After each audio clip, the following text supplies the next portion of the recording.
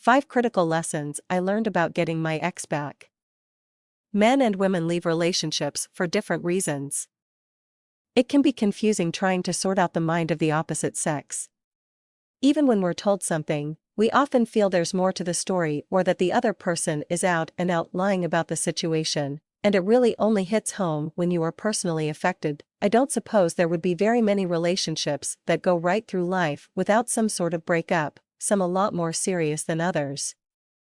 I would like to tell you about my own experiences and some lessons I learned about getting my ex back. These experiences would certainly apply to either sex. Don't panic, easier said than done, isn't it?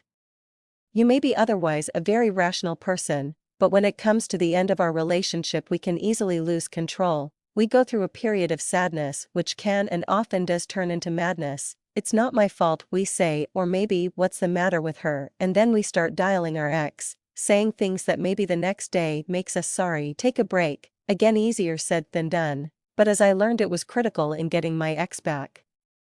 I needed to stop calling, emailing, stopping by, or showing up at places where you think she might be found.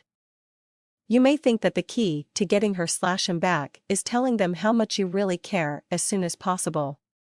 The truth is you may well make your ex to feel alienated and maybe even angry with you. Avoid depression. It's normal for people to feel blue after a breakup.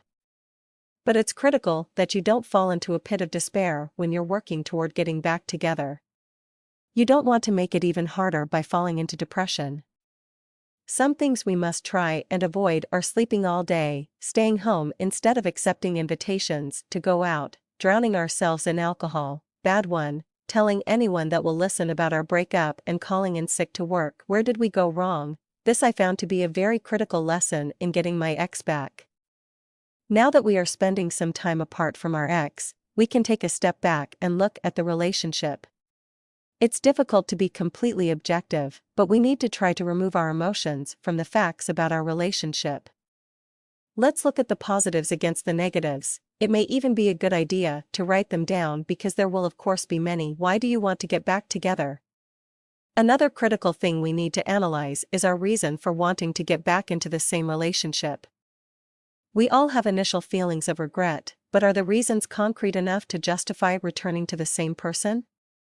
We tell ourselves lies when we are upset. I'll die without him, she was my whole life, I will never find anybody as good, he was the best thing that happened to me, I can't be happy alone, it will be different next time, I will change everything I did wrong before, and so it can go on. It's totally normal to feel like this, but you need to know that all of those statements are false.